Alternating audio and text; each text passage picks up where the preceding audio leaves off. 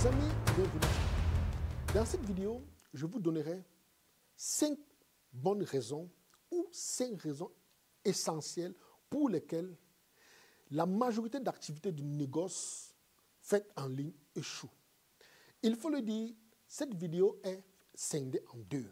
Il y a une partie qui sera disponible ici sur ces différents canaux et une autre partie qui est la suite parce qu'il faut le dire, nous avons 11 raisons, mais les autres raisons seront publiées dans notre PNC qui veut dire tout simplement Premium Negoce Channel.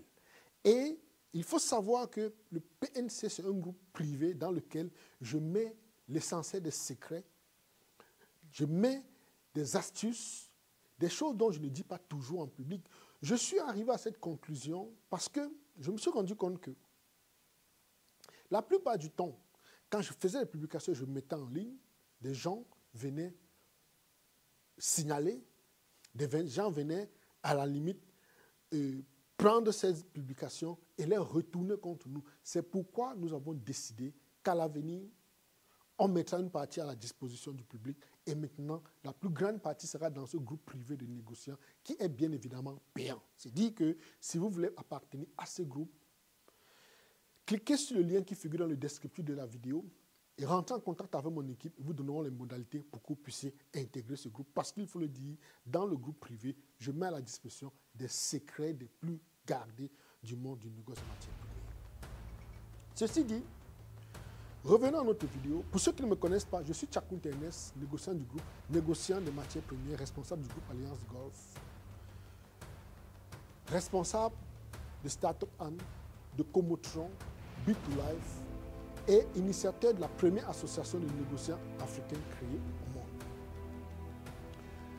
Chaque jour, des navires ont besoin de fioles pour se déplacer. Fuel, si vous l'appelez ici. Les avions ont besoin de jet A1 pour se déplacer.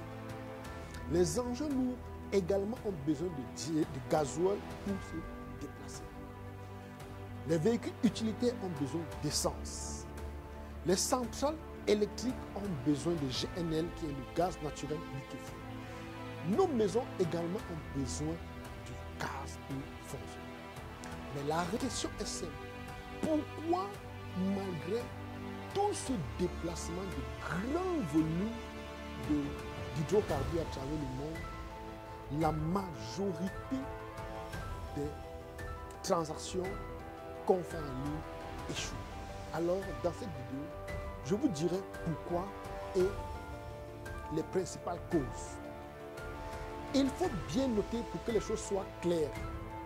Premièrement, 99% des offres des hydrocarbures que vous trouverez sur LinkedIn sont fausses. Ah oui, je sais que vous serez surpris.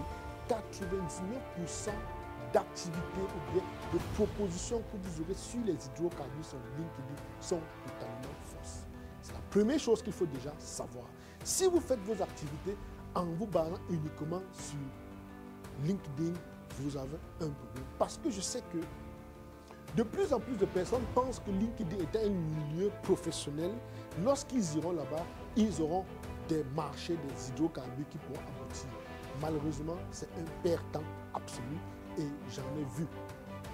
C'est la raison pour laquelle je vous dirais, la première chose à éviter, ou bien l'une des premières raisons qui fait en sorte que la majorité des activités de négoce que faisons en ligne échouent, c'est tout simplement parce que les gens vont sur les réseaux sociaux.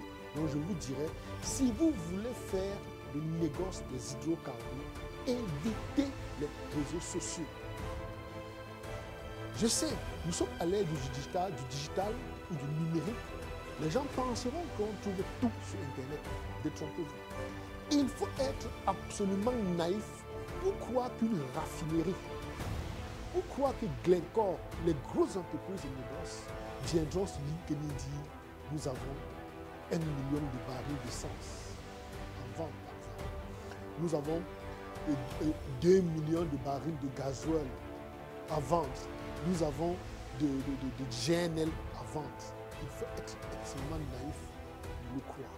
Donc, évitez LinkedIn parce que vous ne trouverez absolument rien de concret là-bas. Si vous allez sur LinkedIn, allez Faites le réseautage, mais n'allez pas chercher des marchés sur LinkedIn. C'est la première erreur qui fait en sorte que la majorité des gens échouent leurs transactions parce qu'ils vont sur la mauvaise plateforme. La seconde erreur, c'est la méconnaissance du métier. Le négoce des hydrocarbures est un monde extrêmement délicat. Est un monde où vous avez affaire aux professionnels. Mais aujourd'hui, n'importe qui se lève et va se balancer sur les réseaux, prendre n'importe quelle information et se passe pour un négociant des hydrocarbures.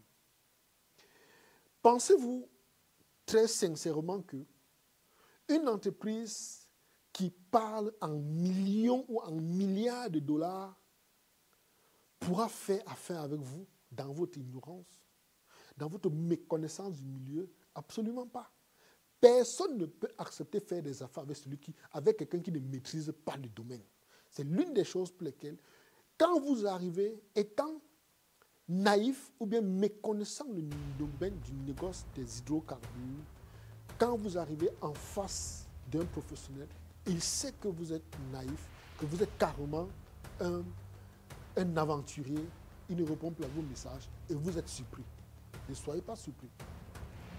La troisième raison, et pas des moindres, c'est la plupart du temps la liste des intermédiaires et des courtiers qui existent dans le monde des hydrocarbures. Les gens se lèvent, ramassent n'importe quelle information à gauche et à droite et viennent, parfois sont en contact avec des véritables producteurs ou bien avec des véritables professionnels, mais la liste des intermédiaires est si longue, elle est infinie, et quand vous avez affaire à un professionnel, lorsqu'il constate que vous êtes venu vers lui avec une proposition et que derrière vous avez 6, 7, 8, 9, 10 intermédiaires, il comprend automatiquement que vous ne savez pas véritablement ce que vous faites. Et il faut le dire, il y a un secret. On ne veut pas dire que s'il y a 10 intermédiaires, ils ne doivent pas intervenir ou bien ils ne doivent pas avoir leur part. Si, ils doivent bien évidemment bénéficier. Mais lorsque vous arrivez avec cette très longue liste devant un professionnel, il estime que vous allez lui perdre du temps parce que d'une façon ou d'une autre, l'un des intermédiaires à un moment donné viendra créer un problème. C'est pourquoi il y a des mécanismes pour résoudre, pour solutionner ce problème de longue liste d'intermédiaires. Donc, ça fait également partie des raisons pour lesquelles la majorité d'activités ou bien les activités du négoce des hydrocarbures qui se font en ligne échouent. Nous avons également la procédure, qui est en quatrième point. Si vous êtes un négociant, vous ne connaissez pas la procédure, il est normal que vous perdez ou bien vous passez à côté des marchés. Je vous donne un exemple très simple. Vous allez rencontrer des gens qui viendront vous dire en ligne qu'ils ont une raffinerie ou bien ils ont un acheteur qui a besoin des hydrocarbures. Et il vient vous sortir un document, il dit que voici la procédure de mon acheteur.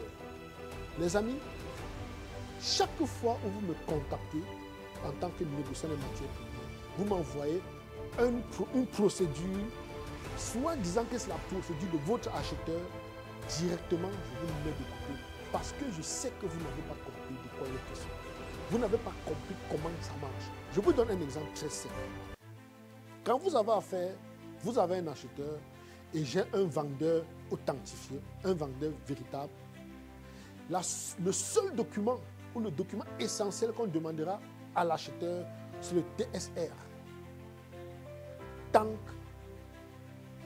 receipt, tank storage, receipt, pardonnez.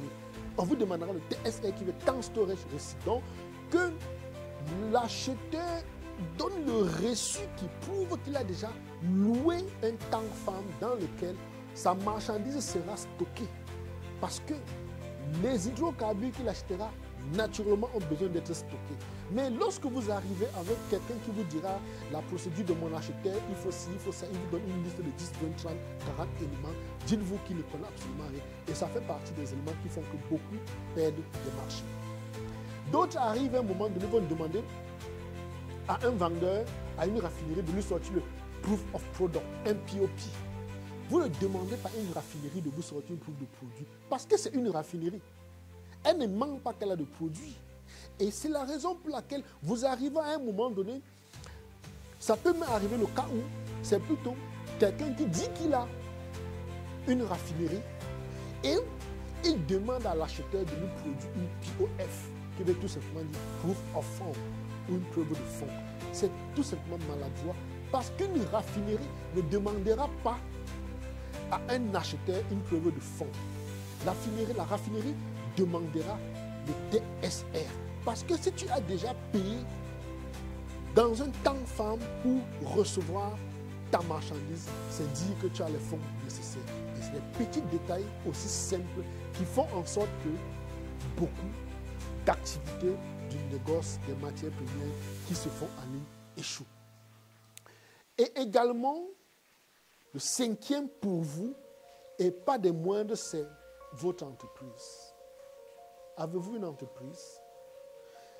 Je suis toujours sidéré de voir des personnes qui vont rencontrer des entreprises, de très très grosses boîtes pour être négociants de ces entreprises et elles-mêmes n'ont pas d'entreprise.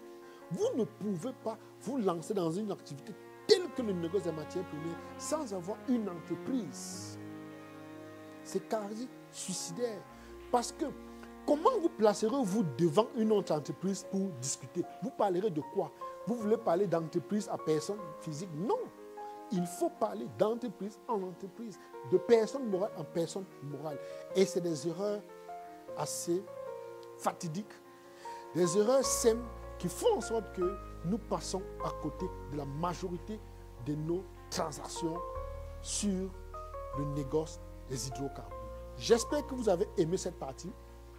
Et tel que je l'ai dit, la suite de la vidéo sera destinée exclusivement aux membres de notre Premium Négoce Channel. Et il faut noter que dans cette dynamique, nous avons prévu quelque chose de véritablement spécial. Du 15 au 20 novembre 2024, nous serons du côté de Singapour. Et sachez que nous serons à Singapour pour une très bonne raison. Cette date a été choisie minutieusement parce que du 19 au 21 novembre 2024 se tiendra la foire des hydrocarbures à Singapour.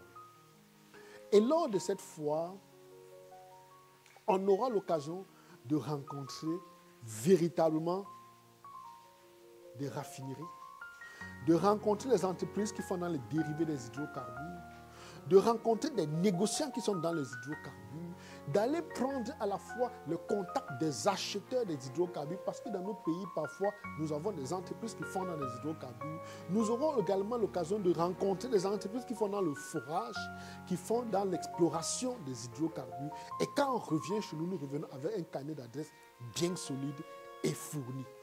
C'est la raison pour laquelle je vous dirais de nous retrouver, pour ceux qui ont les moyens bien évidemment, à Singapour du 15 au 20 novembre 2024. Nous aurons l'occasion de participer à la foire OSEA de Singapour du 19 au 21 novembre. Il faut noter une chose, lorsque vous essayez de vous enregistrer sur cette plateforme, ils ont un élément extrêmement important qu'ils demandent. Ils vous demandent toujours que, avant de vous donner votre badge, ils vous disent que le jour où vous viendrez à la foire, vous présentez votre carte de visite et votre badge. Parce que si vous n'avez pas de carte de visite, ils ne veulent pas n'importe qui. Ils ne veulent pas de vagabonds. Vous comprenez l'essentiel d'avoir son entreprise pour pouvoir y accéder. Et en plus, lorsque nous serons là-bas, quoi de plus meilleur que d'aller côtoyer directement ces entreprises qui font dans ces activités. Et beaucoup croiront que nous sommes quittés de nos pays respectifs pour venir uniquement à la foire.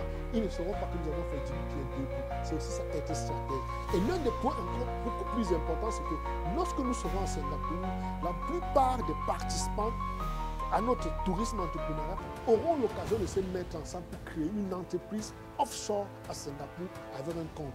Et dites-vous que étant à Singapour,